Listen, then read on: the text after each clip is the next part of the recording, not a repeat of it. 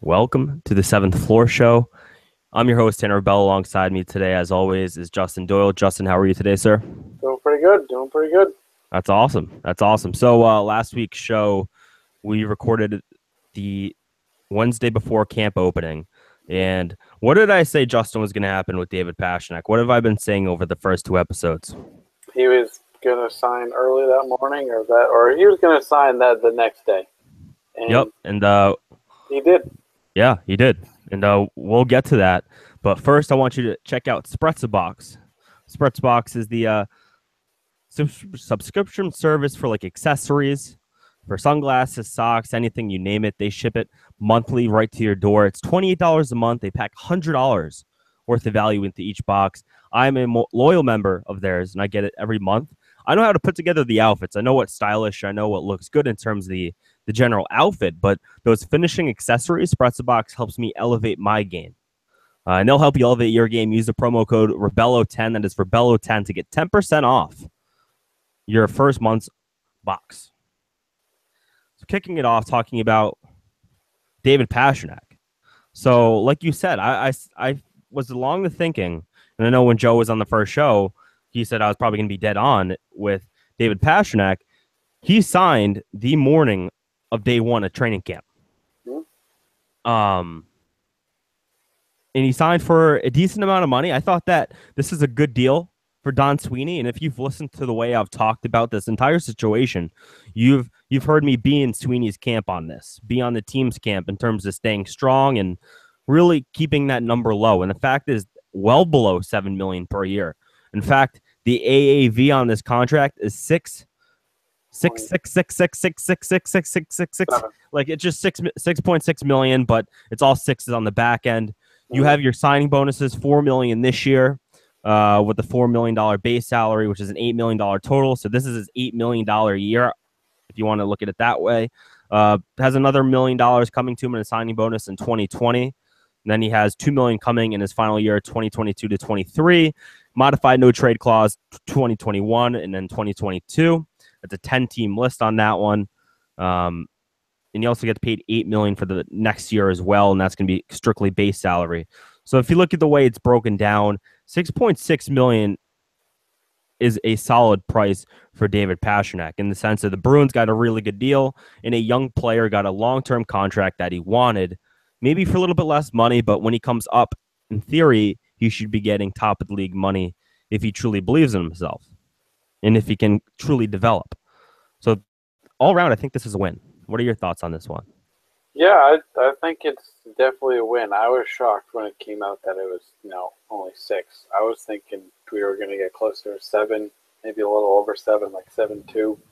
But clearly the kid wants to play here, or else he wouldn't have waited that long and then accepted a lower offer than what they were supposedly asking for.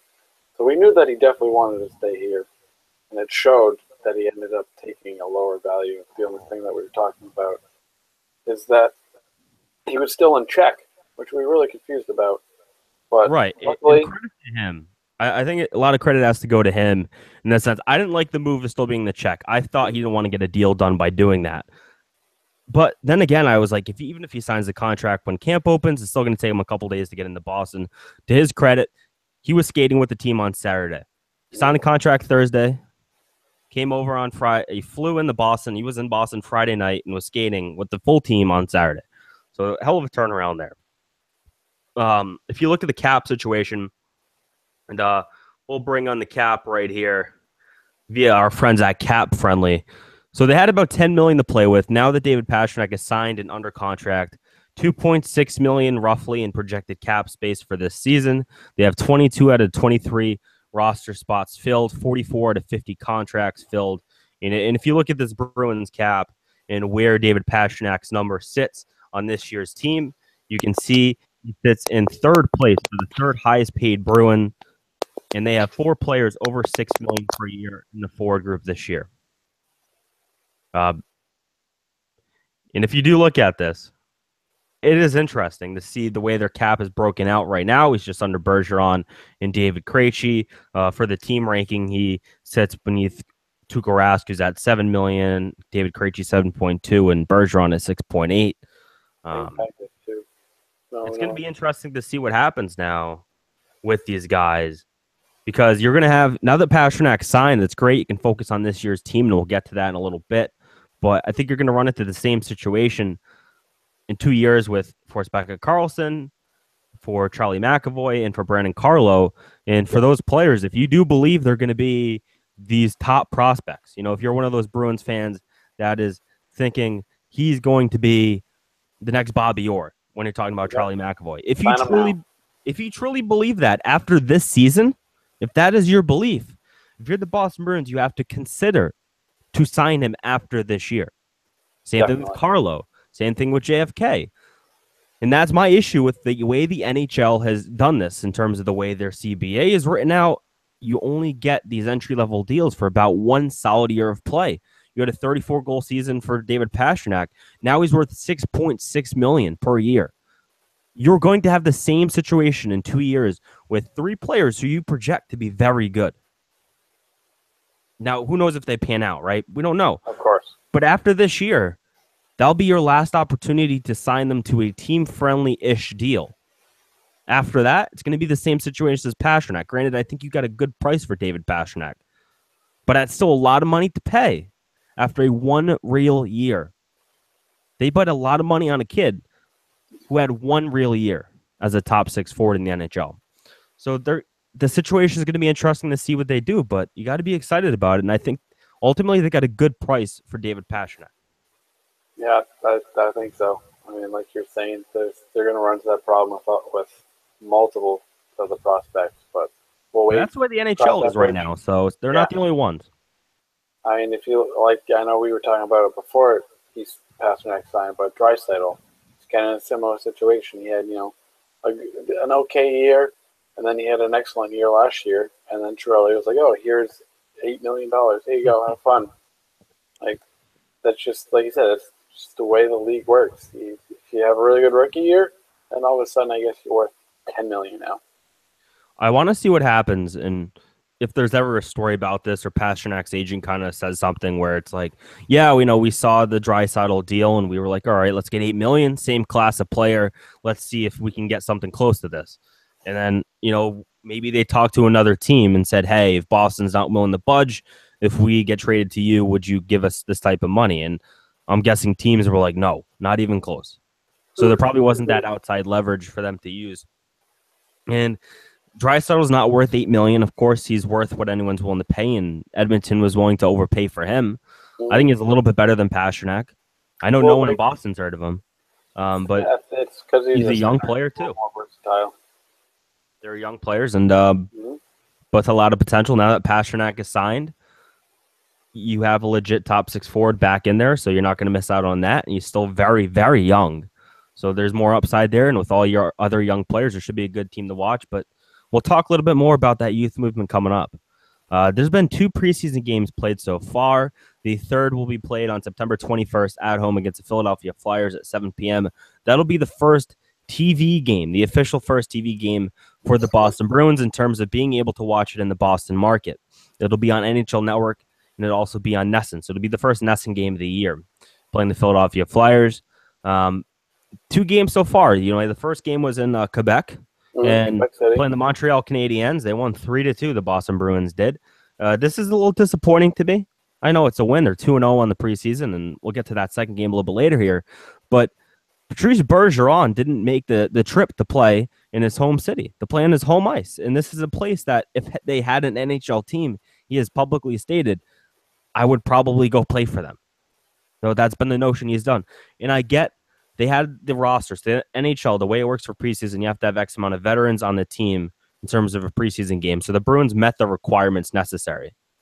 And Bergeron ended up playing because the next day they had to play at home for preseason game 2 against the Detroit Red Wings. So Bergeron didn't have to make the trip.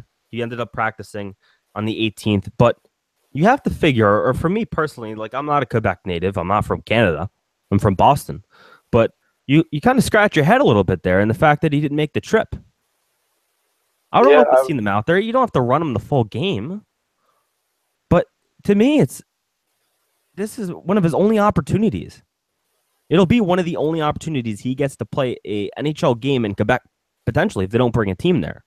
So you can't help wonder, maybe he's a little ticked off about that. I mean, obviously you understand the situation, doesn't want to get injured, all of that, but he's going to play the next night anyway. And this is his home ice and in front of his family and his friends and kids he grew up with and right down the road from where he used to play hockey as a kid. I kind of questioned the move. I would have liked to see Patrice Bergeron make that trip. I know it's a preseason game, but I think it would have meant something to him and potentially the fans there. Yeah, I agree with you, but I'm gonna, maybe play devil's advocate a little bit. You should. This is meant to be a show here, so you should definitely go against it on this one. And say maybe he was hurt. Maybe there was something that the Bruins didn't want to tell you. Well, I think it was. I know they're supposed to. I think they didn't want him to make the trip. You have to fly to Canada or drive the bus to Canada, whatever it was. Yeah. You have to check through customs. You have to get through that situation. You have to stay at a hotel. And would you rather have him on your home ice for your home preseason opener? I would. So obviously that's the situation that arose there, but it's a little bit different because it's Bergeron, it's Quebec, it's a place he wanted to play. That's where he's from. Yeah, so I wonder what happened there behind the scenes when it came to that decision. But that's not what really ticked me off about the preseason so far. What really sent me over the edge is not having any way to watch the first two preseason games. The first one, it was on TSN, I think, in Canada, but you can't watch that here. Yeah. The second one wasn't on anything, but you could. It was on 98.5 The Sports Hub, so you could listen to the radio network. I saw on Facebook that it was supposedly live streamed through the Bruins website, but was not able to confirm that. Was not able to confirm that as well. It should have been. It confuses me. Morning, yeah. I don't get why. So you have media members from the team who are at these games. You had a media member in Quebec. Why the hell don't they set up like a webcam and live stream this on Facebook, on your website, on YouTube, Twitter, whatever the hell you want to do? Why isn't these games readily available for fans' consumptions? Because this is a hot product right now. This NHL Boston Bruins team, they have young players that people want to watch. And you can watch the first two games and, okay, there's the rumor you can watch it on their website, but NHL.com/Boston Bruins, I don't know. Like, that's not really a great viewing option for fans or readily available for fans. I get it not being on like a Nessun. Yeah. But it should have been online or on social media. Because I saw clips and I think I saw the Zarnik goal on Twitter, and I retweeted it at Tanner Rebello on Twitter. So I retweeted that, and I was like, I would have liked to have seen like an official camera angle and not a fan watching it through the glass. That was a 4-2 victory. The goal I'm talking about. It was on the 19th against the Detroit Red Wings. In that game, Torrey Krug left after a puck deflected off his face. Forsbacka Karlsson also left. Those two are both injured, and the Boston Bruins have yet to update their status as of the recording of this podcast, which is 8 o'clock at night on a Wednesday. I know after the game on Tuesday, Bruce Cassidy told members of the media that they should have an update on those two players either that night or the next day, and now we're sitting here more than 24 hours after that game, and no update has been done on the two. I don't think it's serious, but that's something to kind of watch right now. Then talking about the game itself, Teddy Purcell, who's on a PTO professional tryout, scored a goal. 2:46 remaining in the third period. Ryan Fitzgerald scored a goal. Danton Heinen scored a goal. Austin Zarnik scored a goal. 3 of those goals came in the second period, gave the Bruins a 3-0 lead. And then Purcell had that fourth goal for the team. It was a 4-2 victory. Anton Khudobin was in net, had 20 saves. On the other side of the ice, Anthony Mantha had a goal for Detroit and an assist on a Dylan Larkin goal. Their goaltender made 11 saves, Jared Careau, and then Peter Mrazek also played, had 19 saves. Both allowed 2 goals for the Red Wings. So kind of looking at that and kind of looking at 2 games, I know they're 2-0, which it doesn't really mean anything. It's preseason hockey.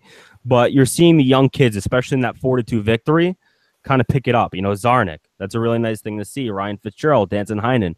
These are players who are vying for a roster spot, and we'll get to that roster crunch or the one that's going to occur. But if you look at that, that's a really positive sign, right? Oh, definitely. I mean, they're in a good position to have at this point where you can almost say they have too many prospects. Like, they got so many, I can't even remember all their names. Like, you We'll go remember through the complete roster. So that's our you next remember, step here. you, We'll go you through the remember the complete roster. you remember the top like three, like Bjork, JFK, Fitzgerald. But I mean, Fitzgerald's like been the name in Boston for like the past 97 years or whatever. And I think his whole family played hockey, so but he's one of those families. But I mean, and then you go down the list, like, oh, I forgot about that guy. Oh, right, that guy. Like, so later on the season, maybe you see some of these guys move, or Right. maybe you see veterans move and have these kids take their place. I don't know. It'll be interesting to see what they do with all these kids. So we're gonna talk about the roster. Actually, we're gonna talk about it right now because this is something that I think is gonna be really tough for Sweeney and Cassidy to manage, especially with the forward group on this team. Um, how young do you want to go is going to be a question, obviously. But yeah, let's take a look right here at the Boston Bruins roster. And this is the complete roster, the active roster right now. We'll go through the complete list. Noel Achari from Johnston, Rhode Island native. He's a centerman. Does he make the roster? Yes or no? Um, yes, but I don't know if he's a play every day kind of guy. He's that fourth line, maybe third line guy, where depending on the team that you play. If you want grit, you put him in. If you want speed, you go with someone else. I think that's the question with Noel Achari. I like him as a player. I like the re-sign of him, bringing him back in. I think he's a third line guy, is probably his ceiling, but I think on this team is a fourth liner. The question is, do you want to put someone with a ton of upside down on the third or fourth line? Or do you want to go with a guy like Achari where you kind of know what he is, has some NHL experience here? But I don't know if that's the smart move for them. But he's a good kid and he should be in contention. Kenny Agostino is the next one on this list. He's the AHL reigning MVP. The Bruins went out and got him from the St. Louis Blues organization. This is a player that can score the puck. On this team, I do envision him just like Achari being a third or fourth liner. I question if he's going to make the roster, but I certainly think that he was brought in under the impression that he was going to be an NHL player this year, or at least get the opportunity to show what he's made of at the NHL level. So looking at Kenny Agostino and looking at what he's capable of, I think he could be a proven goal scorer for your team or have the opportunity to do that. And I would rather have him on the roster than a guy like Matt Bolesky. And we'll get to him later. But I think the Agostinos of the world should get that opportunity, and they will in training camp. We haven't really seen enough of him yet. But this is another one of those guys who's going to be on the bubble for the roster. I agree. I mean, he's probably, I think, the biggest unknown for the Bruins because we don't really know his name other than the fact that we just acquired him, that he was, AHL MVP. That's all we know. Right. I think he's played 4 games with the Blues in the NHL. So there's also not relative unknown. You don't really know what you're going to get here. He's the biggest question mark, I think. Right. Moving on here, David Backes, check mark. You'll be on the roster. The question is, where is he going to play? That's going to be the question with him. Third line wing is what he's been running in practice. He's been on the wing of Ryan Spooner, I believe, in practice, with them trying to go young on that top 6. They've had Anders Bjork up on that first line with Bergeron and Marchand. That's my guy. That second line has been David Krejci, David Pastrnak, and Jake DeBrusk has also been on that second line skating. And so it looks like David Backes will be on the third line, and they have him listed as a right wing here. So it looks like Ryan Spooner, as of right now, is your centerman for that third line. So moving on here, Matt Bolesky. This is a left winger who's getting paid a stupid amount of money for doing literally nothing. He had 25 goals for the Anaheim Ducks, and he got signed to a massive contract by the Boston Bruins. I can score 25 goals if Ryan Getzlaf is passing. Yeah, Jerome McGinley had about 25 goals off his ass a couple of years ago for the Boston Bruins, so not a big deal. Exactly. Bolesky tries. I'll give him that. He has a little bit of a grit factor to him. Yeah. But he's getting overpaid, and if you're the Bruins, you already have guys like Jimmy Hayes and Dennis Seidenberg that you bought out. So why not buy out Matt Bolesky here? Bite the bullet, get him off your team, because at this point, he is taking up a roster spot for a guy like a Noel Achari or an Agostino or another young kid like that who actually has potential to actually contribute to your hockey team. Matt Bolesky's getting paid like a second liner. He's getting paid like a third liner, but he's not that. And I don't think he's a fourth liner on your hockey team. I'm done with Matt Bolesky. Buy him out. Over. Yeah, I Doesn't don't. make the roster. By the looks of this four group, he doesn't make the roster. I don't think he fits in with the team. He fit in with Getzlaf really well because they're both. Getzlaf's more so offensive. Bergeron or a Krejci. And even if you put him with that, you had him with Ryan Getzlaf in Anaheim, and he scored 25 goals with Ryan Getzlaf. I don't think he fits in. His best fit was he's not Krejci. that good. His best fit was Krejci, and it didn't work. He's not good. All. He is not good. He is not good. I mean, look at this guy. He's 29 years old. Okay, great. Okay. He's old. Oh, I didn't know he's that old. Yeah, well, they've had him for already 2 full seasons. So he played 80 games in the first season. He scored 22 goals. 22 goals. 22, not 5. 22. 22 goals. There you go, buddy. He scored 22 goals with the Boston Bruins. Then he scored 5 goals last year in 29 games. Minus 10 rating on the team that made the playoffs. That's such trash. Numbers wise, he's pretty bad. Oh, he had 15 and 22. He only had 22 goals with Anaheim. That first year with Boston isn't bad, but then you think about it. He was playing with David Krejci for much of that season. They even gave him a shot with Patrice Bergeron. So you gave him an actual opportunity there, and he only had 37 points in 80 hockey games. He blew it. He sucks. He's done. Off the team. Patrice Bergeron. Is this guy going to make the team here, Justin? I don't know. I don't know if 4 Selkies on your resume is enough to make it an NHL team. I don't know if future Hall of Famer is either. Yeah, I don't think so. All right, let's move on to the Wisconsin native, Anders Bork. It's my boy. This guy is playing with Patrice Bergeron and Brad Marchand on the top line. He has a lot of work to put in here. The guy's younger than me, though. He's born in 1996. I was born in 95. So you look at this kid and what he can do, and he's penciled into their top 6 right now. And we'll see if he can actually live up to that. But if he breaks out this season, he's going to be on the roster, guaranteed. Barring injury, he's on your roster. Top 6. Yeah, he's going to – if he's on the roster, he has to be top 6 just because you need minutes played to develop him. If he's not top 6, if Bruce Cassidy doesn't put him in the top 6, he needs to be in AHL Providence on the top line, getting top line minutes. So he's going to be on this team, I think. Yeah, he's my boy. He scored a goal in the Montreal game. I know that's nothing because they were playing the equivalent of the Montreal team. I know I read a couple quotes that he said. He said the one thing that most obviously college players say is the aggressiveness and speed of the NHL is way different from college. Right. He said he's got to try and work on that. He said he's going to try and use his speed instead of his strength. He's going to take advantage of his speed and try and use that. But he's also looking to maybe bulk up a little bit. You don't want to get much bigger because then he may lose speed. He's kind of that guy that you don't really want to get bigger, but you just want him to get stronger. Kind of like Pastrnak has over the past few years, where he gets less afraid to go in the corners, which we've seen from Pastrnak in last year especially, kind of less afraid of getting hurt. Moving on here, talking about Anton Bleed. We'll go through these guys pretty quickly. This is a French player. I don't think he makes the roster this year.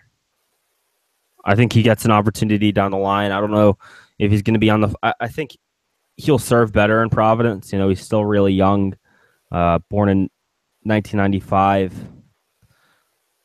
He's not one of their top prospects, but he's certainly in the contention here in terms of making the roster. But I think he's going to end up being in Providence. Yeah, he's one of those guys that you bring up when you got a couple injuries. He's been on the NHL roster. He's played in an NHL game. So there's the potential there, but I think starting the year in Providence is probably beneficial to him. Moving on, Kobe Cave, probably going to be in Providence. Peter Zarlikir. Probably Providence. Austin Zarnik, this is a kid I like. Fourth line. He's going to be a fourth-line player. If we pull up his stats really quickly here and take a look, he played 49 games last year. 13 points. He was a -10, but he played a lot of fourth line minutes. This is a kid that I like and think there's a lot of potential here. But I think he's a fourth liner with potential to be a third line player. 24 years old, so this is still some time for him to show it up. But I think he's going to be on the team. Jake DeBrusk, the next guy here. Jake DeBrusk is going to be on the roster. He's penciled in right now alongside David Krejci and David Pastrnak. If he's not there, then he has to be in Providence. He's got to be Correct. At least top 6. There's no putting him on the third line playing him 2 minutes a game. That's just not going to work. That's correct. That's going to be what has to happen here. And I'm not sure if DeBrusk is necessarily ready. I don't think he is. For that, one more year. I didn't see it in Providence for him to be ready in terms of looking at what he did down there. But, this kid's 20 years old. He was a first-round pick, 14th overall in 2015. This was He's done great in the OHL or whatever league he played in. You look at his stats right here. Leagues. 74 games last year in Providence. He had 49 points, 30 assists, 19 goals. Didn't really have that goal number up. I would like to see that a little bit higher in terms of Providence because he's going to be playing with David Krejci. And David Krejci is a pass-first guy, and I think you really do need 2 scorers on his wing. Along with David Pastrnak, you're going to need an additional guy. So we'll see. I don't know if DeBrusk is going to fit that play style, but then again, we haven't seen it yet on TV because the Bruins don't believe in giving you your preseason hockey games to start the year. So you kind of have to wait for them a little bit here. So we'll find out on Thursday night if he's a fit for David Krejci. And if he is, then I'll have more of a definitive answer on the roster prospects. But as of right now, I think I sit with you. And if he's not in the top 6, keep him in Providence. But if he is, great, because I think he has the potential to be that. Ryan Fitzgerald. This is a guy who scored a goal. Yeah, Providence though. I don't think there's any room. No, it's going to be tough. Team's built. He might be Krejci's replacement if Krejci leaves soon. Boston College grad. Like phenomenal there. Yeah, I mean he was great at BC. I think he was one of the captains. I don't know if he was the captain, but this is what's tough. You're right with the roster, and this guy is a centerman. We'll see how it works out. He's definitely a pure centerman. I don't think he could play wing. Right. So right now, yeah, Providence. I don't think you're going to move on from David Krejci anytime soon. Unfortunately. Yeah, that contract is bloated, and you'd have to eat. There's really no situation where you can move on from Krejci. You're not going to be comfortable with a buyout of that magnitude. And you're probably not going to find a trade partner who's willing to take on that contract either. So you're going to be stuck with that money some way or another. For Ryan Fitzgerald, though, I think it's smart. Have him as your first-line center down in Providence, maybe your second-line center, depending on the roster builds out. And let's see what he has to do in Providence. And then maybe late in the year, you bring him up, and if he can play some wing for you, great. Can you bring energy off the fourth line even? I don't know. Obviously, to start the year, you don't want that, but late in the season, say you need a spark, maybe that's an option for you. But I like what I've seen so far from him in terms of training camp and the first 2 preseason games. So the potential's there, but to start the year, Providence is a smart move. Yep. Talking about JFK, he was injured in the second preseason game of the year. But this is the guy that should be on your third line. That's the way they're breaking it out right now. That third line is JFK, Ryan Spooner, and David Backes. I don't know if there's going to be enough offense there. I don't know if JFK is capable of doing it yet. I think it's going to have to be either DeBrusk or JFK on that second line. It's not going to be both on the roster. I don't think it's going to be JFK, unfortunately. I think they will keep him on the roster if they truly want to go young here. But this is going to be. We're going to talk about Danton Heinen and a couple players here. Another guy that's in this roster crunch, another young player. And it's how young do the Bruins want to go? So many young kids. Jesse Gabriel up next here. Providence. Yes. Danton Heinen scored a goal. Another listed as a centerman. So this is really kind of stupid. David Backes is listed as a right wing, according to the Boston Bruins, but the majority of his NHL career, his all-star NHL career, is as a centerman. But they have him listed as a right wing. But these young kids who don't really play center whatsoever with the Boston Bruins are listed as centermen. This makes no sense. Look at everybody is a center on the website, except like David Backes, who is actually a center. Yeah. I just noticed it's bananas, absolutely bananas. Danton Heinen, liked what I've seen so far. I liked what I saw from him last year in Boston. Mm-hmm. I would like to see him make the roster, but does he make the roster on the third line? I don't envision it the way it's going to break down. Does he make it on the fourth line? Maybe. That's where, is he going to be there with the Zarniks of the world, the Tim Schallers of the world, the Noel Charis? Is he going to be in that level? I think Heinen's a better player than those guys, or at least projects to be. That's where he's going to end up, though, on this roster. If he's on this team, right, or he's going to be an extra forward. So where do they want to see him in Providence? He's 22 years old. Yeah, let's keep him on the top 6 in Providence, just like Ryan Fitzgerald, and let's see what happens with these guys. Do they later in the year? Is there a call up there? Justin Hickman, Providence. Yes, Providence for now. Jonah Komppanen, Sweden, wherever he's playing. Born in 1998. Wherever the heck this kid's supposed to play over in Europe, that's where he's going to be this year. 2016 fifth rounder, 14th pick overall. I mean, this is a great depth pick here. Turns out to be pretty good. He only played 38 games last year. So 38 games, he had 54 points. Excuse me. Yeah, that's ridiculous. that's he's clearly way too that way. Outstanding amount. He's playing in an under 20 league. So let's see him play with the big boys, okay? Let's see him play with the big boys. He's gonna start off the year not in Providence because you're right. You should be playing back in Europe. I think that's what they said, or that's what he's scheduled to do. Let's see him play with players who are of age, players who can actually go out and buy a beer. Let's see this play against men, adult men. Let's see him play, because playing with under 20s, like, I know that's an impressive stat line. He looks fantastic, and he looks like he can be a legit player, but he's way better than they are.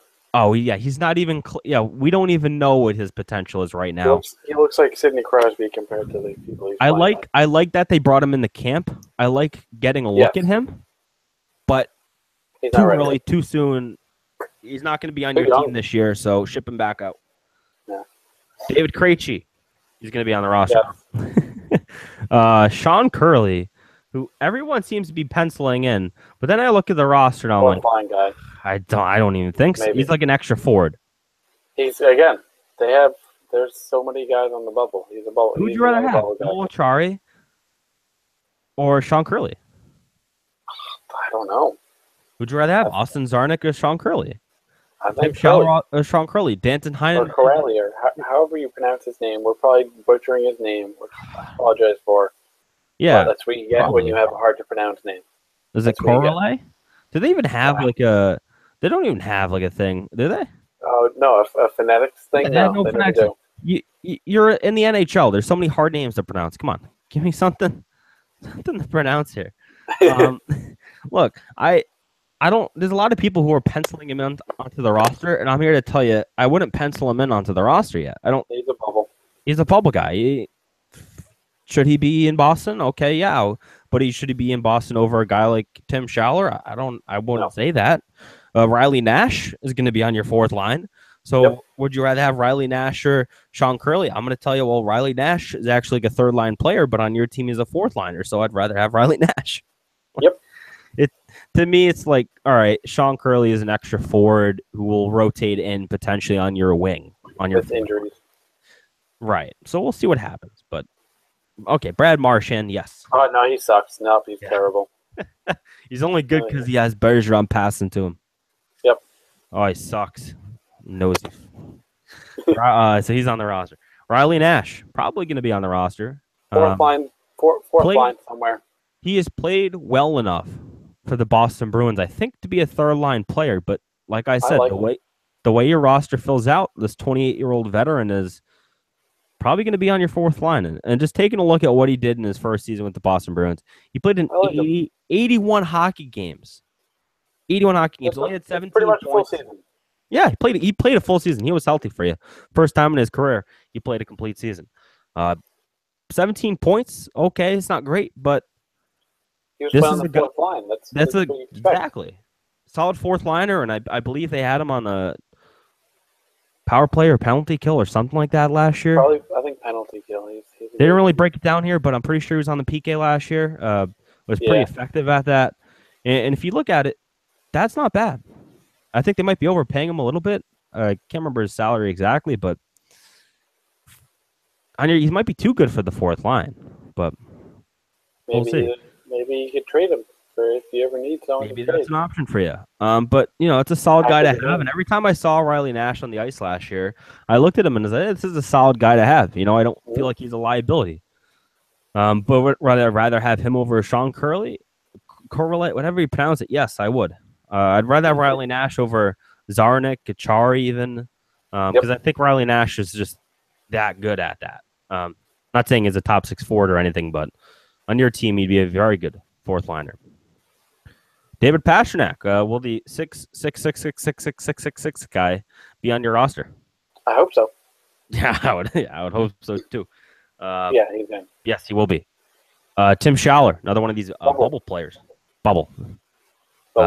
1990. That's much older than I anticipated here for Schaller. Yeah, he's been around the block.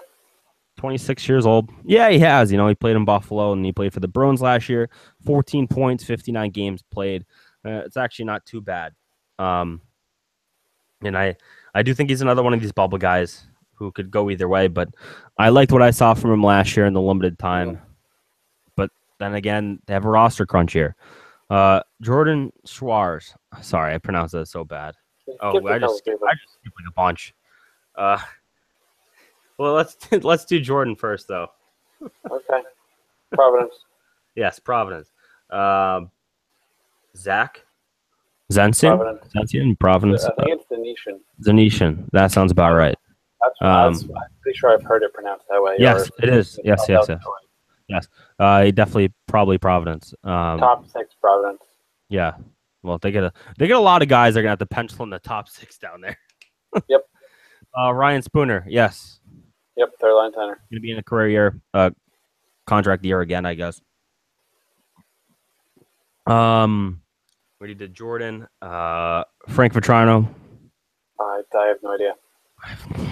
Dude, I have no idea. I liked what I saw from him 2 years ago. I like him a lot. I don't know where he plays. Where does he play? He may be on the third line. Where? He's Where? He's the guy fighting for that third line. He's one I don't know. 3 or 4. On your fourth line? I have no idea where Frank Vetrano plays. Yeah, but you're telling me. But I'd rather trade him before you put him on the fourth line. I mean, all right. I'm gonna go over to a post I did, and I have the mock-up lines, and I'm gonna tell you, there's no place for Frank Vetrano. The way it's looking, it is mind-blowing. There's absolutely no place to put him. And that's kind of scary, actually, in terms of for him. Like, I got no idea. So the first line was Marchand, Bergeron, Bork. Second line, Pastrnak, Krejci, DeBrusk. So this is what they're trying to do. Sorry. So I messed it up earlier. In practice, they had JFK centering Vetrano and Backus. And the fourth line, they had Nash, Spooner, and Achari. So based on this mock-up right here, Danton Heinen is on the outside looking in. Austin Zarnik's on the outside looking in. Tim Schaller's on the outside looking in. And Sean Curley is also on the outside looking in. That's a very expensive fourth line. Yeah, but whatever. So Vetrano, in my mind, if DeBrusk fails, Frank Vetrano should be the first guy who gets a look. Yes. And then JFK should be the third guy. However, JFK feels to me, and apparently to the Bruins, more as a centerman. And based on the stats that we have seen and the way he plays, I think he could play as a wing. But the way they're looking at it, this is going to be very interesting to see how this roster breaks down for this team. So many question marks. It's crazy. And moving away from the Bruins roster, taking a step away, and we'll come back and we'll talk about this clusterfuck that's going to be going on here. We're going to take a look at this. So, can you see that? I don't even know. I can. You can? Mm-hmm. You can see that? Okay. So just want to make sure everyone can see this. So this is courtesy. I was going to put both of these together, but NHL NBC ended up doing it for me. So thank you to them. Looking at this is the Boston Pride logo that they announced. This is the new logo. Justin seeing it for the first time, and many people probably are. And look, we are a Boston Bruins show and podcast and all of that, but the fact is the Boston Pride of the NWHL are the second biggest hockey team in town. Debatable, obviously, with the college hockey teams, but they are the direct sister or relative of the Boston Bruins. So looking at their new logos here, I actually like the move. I thought the first one was kind of just plain, like, I get it. Boston Pride, you're trying to get your name across. Mm-hmm. But then I come to this new one, and then I'm also like, all right, where's the Pride thing? Is that even your name anymore? I didn't think it was a great name to begin with. Now I see the logo, and I'm like, okay. Like, I see the mascot and everything, and I'm like, why are you calling yourself the Pride, really? What is that, a jaguar, leopard? I don't know. Yeah, What kind of I don't cat? know. It's a cat. Yeah, it's a cat. Some kind of cat. I don't really... Fierce cat. No, I think it's better. I think it'll look better on a jersey and a shirt and everything. So I get it.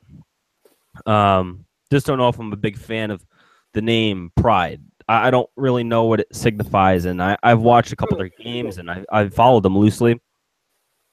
And they have a talented team, people like Hillary Knight on that team. So they're a talented hockey team, and they should be something to watch in Boston. And I know some people that actually go to the games and everything. But I don't know if the name really fits as well to the city. I get, Boston Pride, okay. Like, we have pride in our city and all of that. Yeah, I don't know. I just don't know when it comes down to it, if the name Boston Pride is really the best one to use. I think it was probably like people sitting in a room and not really having any idea what to call their team, and they just say, hey, how about the Boston Pride?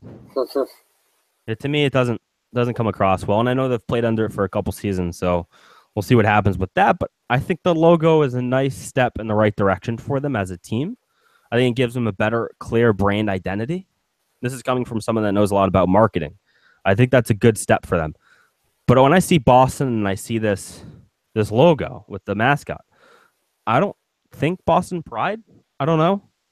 I don't think the name of the team, I don't think that the name of the team, the Pride, has been associated with that logo or mascot. It has not. Or I don't think it can be that easily anyway. I think you have to do a lot of work for it. So to me, it was a misstep, and maybe what you really needed was a name change. I don't know how easy. That's not obviously a big step. That's a really big thing to do, but that's kind of just my thoughts on it. Moving on here to the defensive side of things, this roster, and this will probably do like a weekly segment on this, honestly, Justin, because this is early to even do this. I'm gonna go quickly through. We're not going to talk about individual players like we did to the forward groups. We're just going to go quickly through the defense and thumbs up or thumbs down for the player in terms of making the roster. Okay. Brandon Carlo. Thumbs up. Thumbs up. Zdeno Chara. Thumbs up. Thumbs up. Right. Tommy Cross. Thumbs down. Thumb in the middle for me. Really? Tommy Cross is going to be one of those guys that, like the fourth line forwards, is going to be a fringe guy. Oh, okay. I see what you're saying. Yep. That's what I look at as Tommy Cross. He might be that seventh forward. Yeah. Seventh defenseman. Seventh man. Right. Matt Grzelcyk. Yeah. Thumbs down for now. Thumbs down. I think Another year. I don't want to get too. I think there's the potential, but no, I don't think it's this year. He's like a ninth D. Emil Johansson. So I barely know who the guy is. So thumbs down. Thumbs down. He's like competent. I think. Yeah. We'll take some time with that. Torrey Krug. Thumbs up. Oh, I go thumbs down. Why'd I do that for a $5.25 million third line defenseman, your highest paid defenseman? Did I go thumbs down for that? Sorry, Tori. Look, it's really thumbs up. He'll make the roster. He'll be playing. But the fact that he's your highest paid defenseman and he's your third pairing defenseman, I didn't love what I saw from Torrey Krug last year. And I didn't think the contract that he got, I thought it was a gross overpay for what you saw last year from him. So I'm not buying on Torrey Krug, but I am selling on him right now. And I can change that perception because I can do that. That's not. But I just wasn't impressed by that. And the fact he's getting so overpaid. Not great. Jeremy Lawson. Thumbs down. Charlie McAvoy. Thumbs up. Adam McQuaid. Up. Kevin Miller. I'll go in the middle. Here. Okay. I didn't know we could do middle. He's another. He's another. Okay, you can do middle for a seventh defenseman, so I'm going middle. Robbie O'Gara. You think up? I'm going up here just because I went down on. What did I go down on? Oh, I went. Miller. Yeah, Kevin Miller. I kind of went wishy-washy. I think O'Gara I'm up on right now. Just because I think I'd rather have him on the team than like Kevin Miller.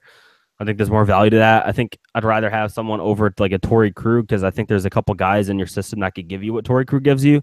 Like if you're looking for an offensive defenseman, I think plugging in a Matt Grzelcyk who's not even ready will probably give you the same offensive production as a Torrey Krug. In fact, if not more offensive production than Torrey Krug. Yeah. That's the way I look at it. I'm just not a big fan of. I think Torrey Krug's overrated. I don't think he's a bad player.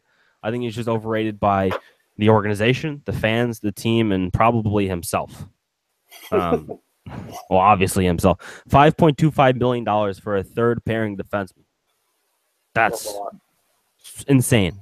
Insane. And I know last year Chara's contract kind of dipped off in terms of his front-loaded contract. So it's kind of just weird, the fact that he's getting paid as much as he is, though. Paul Postma. Postma. Yeah, in the middle. He's not anything special from what I've seen. Jacob Zobril. Not yet. Thumbs down. Yeah, thumbs down for now. Born in 1997, so it's fine. Anton Khudobin. Down. I don't think he does anything. Yeah, Anton Khudobin down. Yeah, Khudobin. Yeah. Who do you think I said? I moved to goalies. McIntyre. Oh, yeah, I moved to goalies really quickly here. Yeah. Zeke McIntyre. Thumbs up. I'm going thumbs middle. I'm not really sure, but I'd rather have him over Khudobin. Tuukka Rask. I hope that's a thumbs up. Yes. Malcolm Subban. Thumbs down. For now, thumbs down, and who knows? He could flip. Daniel Vladar. I don't think he's going to make the contract. He's not making the roster this year, so thumbs down for him. But I think in terms of his overall career, 2 thumbs up. I think there's a lot of potential with him. He might be the next guy. We hope. We certainly hope. I think the Bruins hope so too, but you're locked in the Tuukka Rask for a while at a high number. So a lot of Tuukka for a lot of time. Oh, man. I hope he has a good year. I think it'll be... I think it will be a good year for Tuukka Rask. I think there's going to be a better defense in front of him. I am worried a little bit because I think they have a lot of offensive thinking forwards, offensive thinking defensemen on their roster. That's what I meant to say.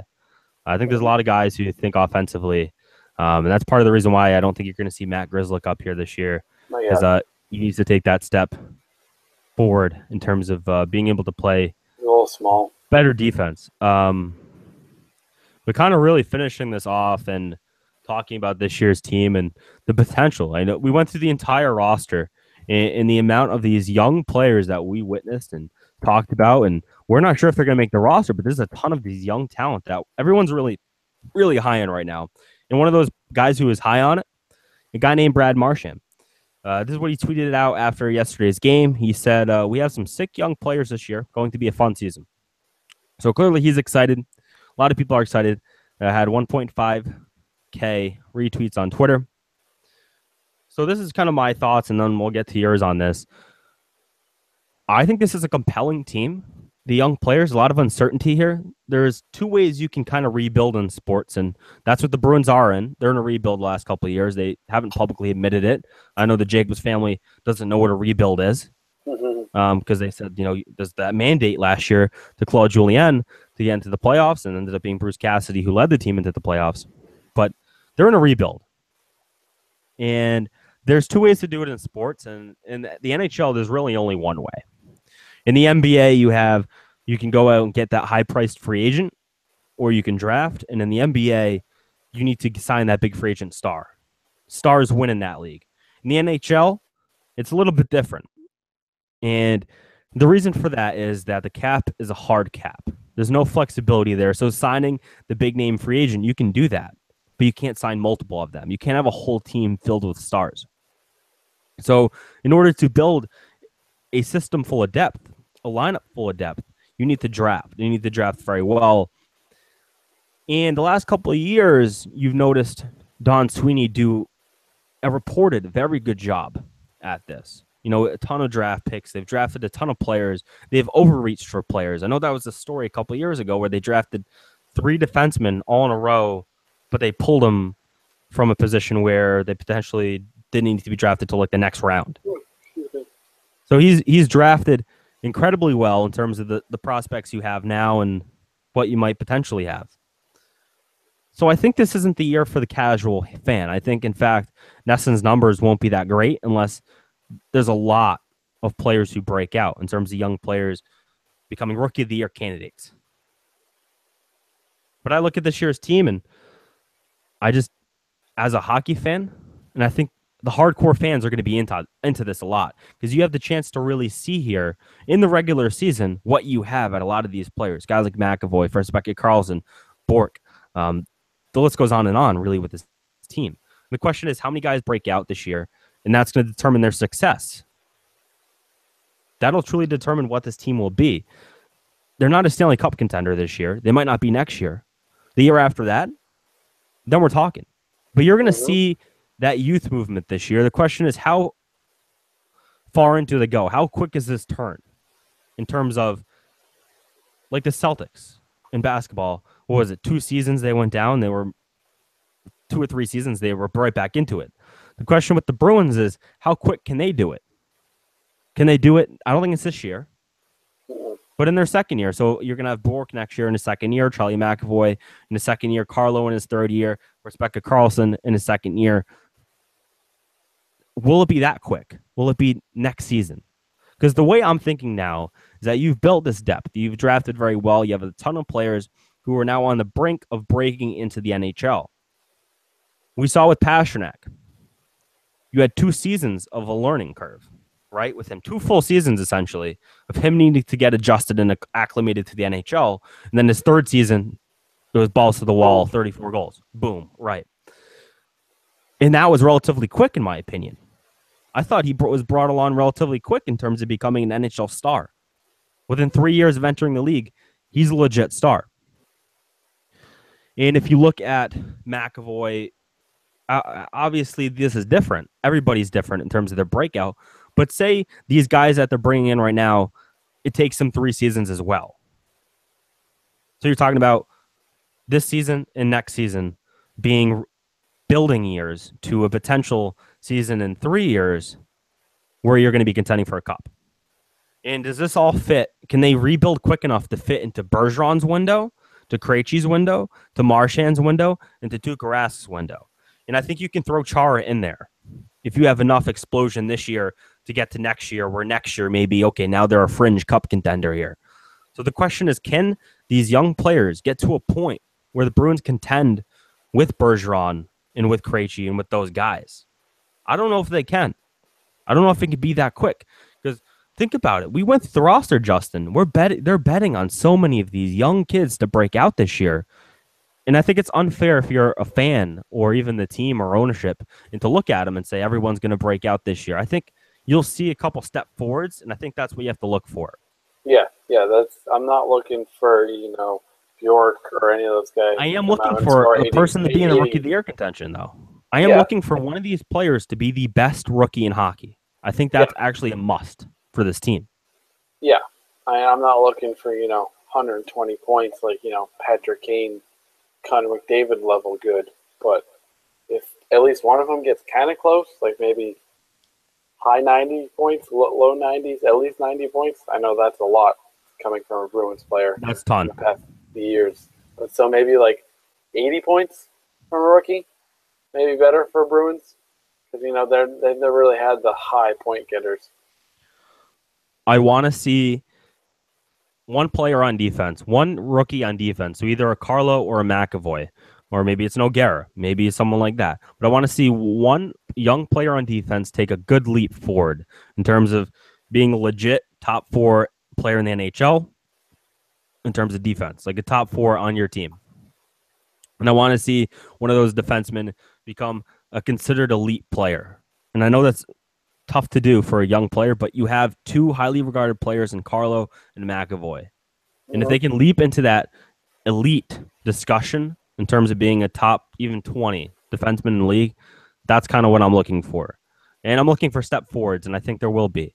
On the forward group, I'd expect at least one of those guys to excel, but you really need at least 2 to feel really good about the season. There are so many young players that you need to have multiple breakout years, multiple year players that are actually like, all right, this guy is going to be legit.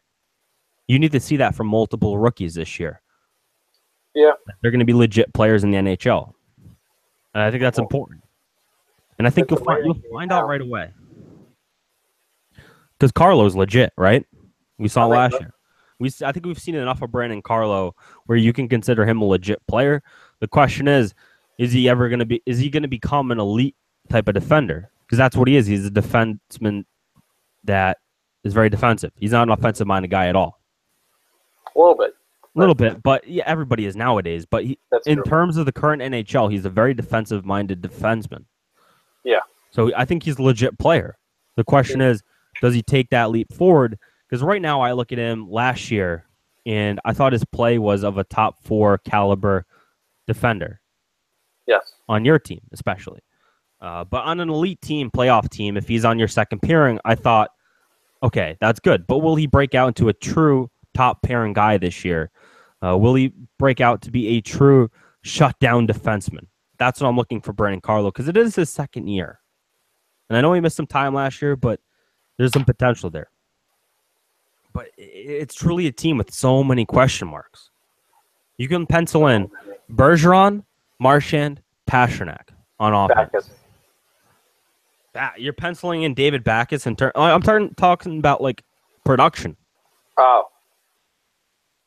There's 3 guys you can actually pencil in and say they're going to get 25 goals and up. Yes.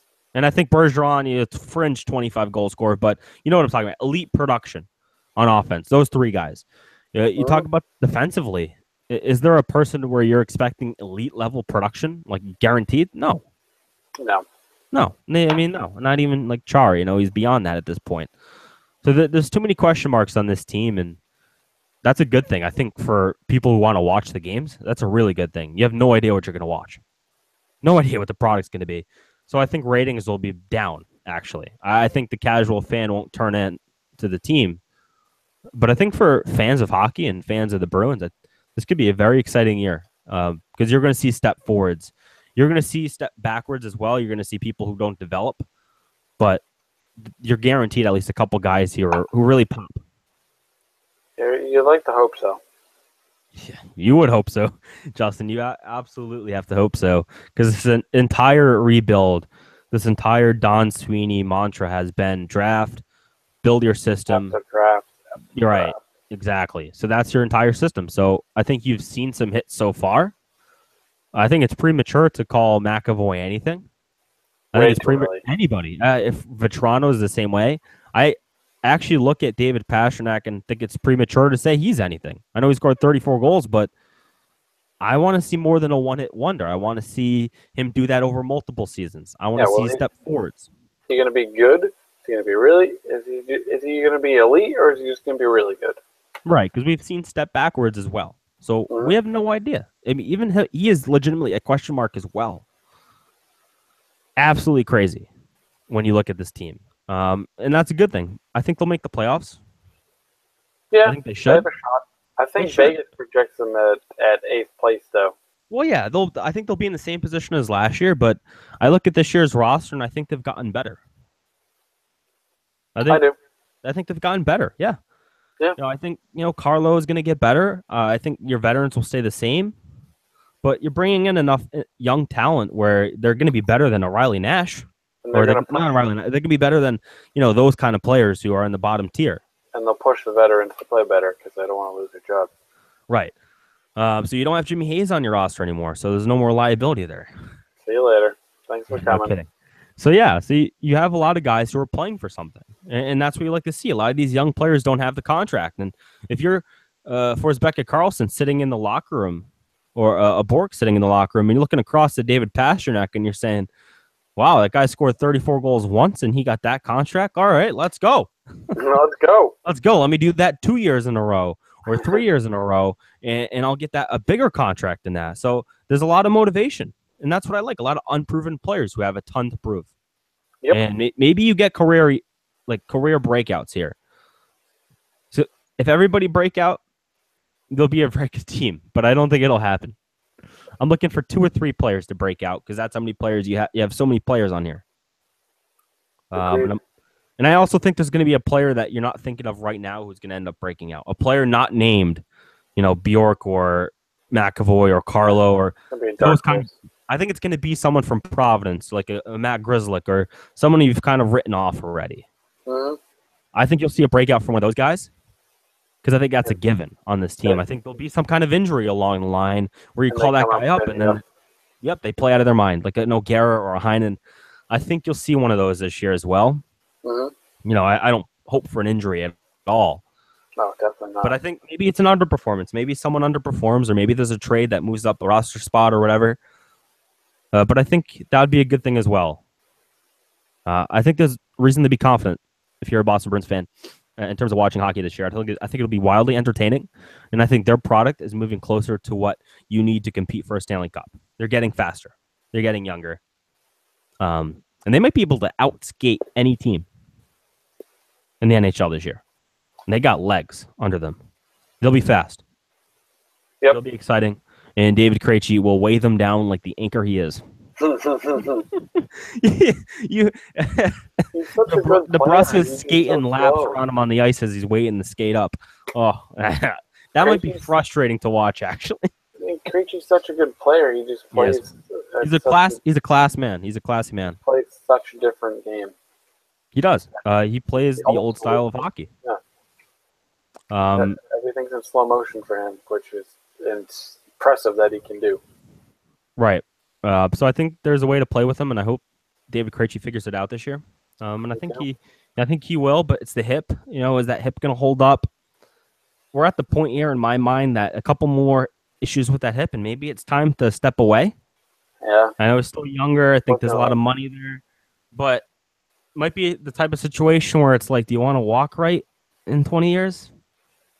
Let's take a step back, and you've made a ton of money, and I know you love to play hockey, but I think this is a lot for him too. I think we need to see him be healthy, and we haven't seen a healthy David Krejci in a long time, and that's why it's always tough for me when I'm writing an article or when I'm talking about him to really rag on him or to say that he blows or he's underperforming or looking at the contract and pointing at him and be like, what the hell? Because he is injured. He's trying his best. He is. He's putting in the work. He's putting in the effort, but it's the injury. He'll never get over that hip injury. And we've seen it. We have friends that have hip injuries, and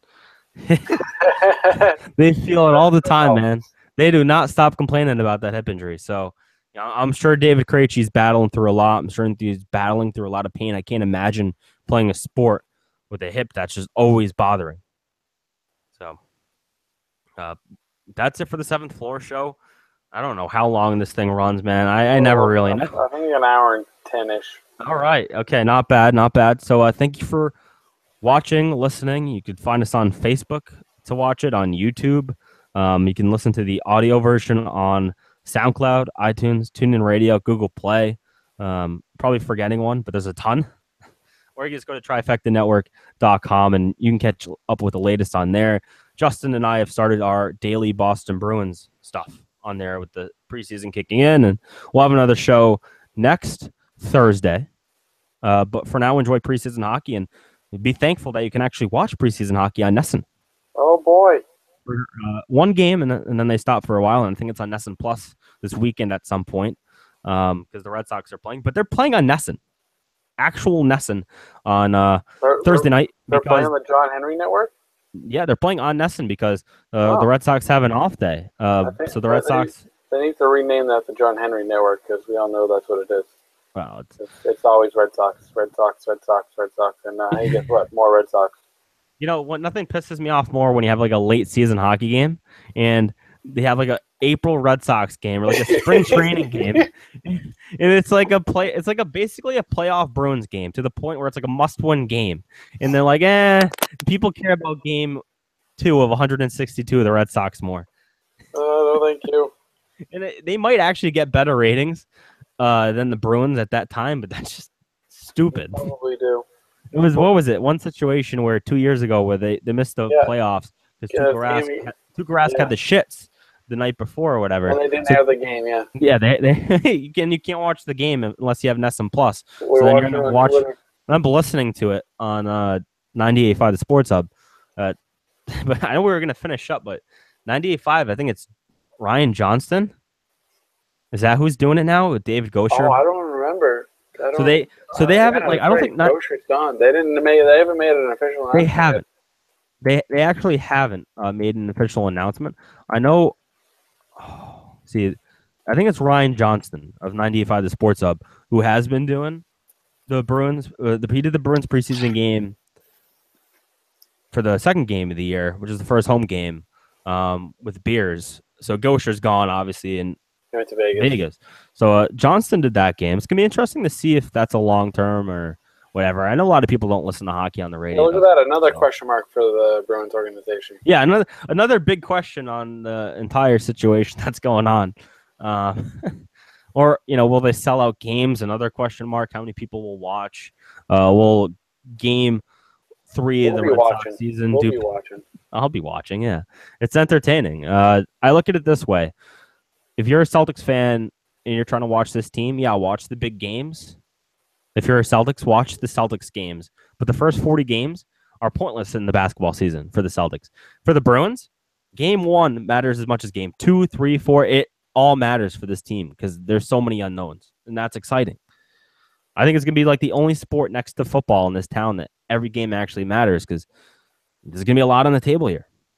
A lot to talk about. And we'll have a lot of fun doing it. And we're actually ending this right now because it's added like an extra 5 minutes. That happens. Yeah.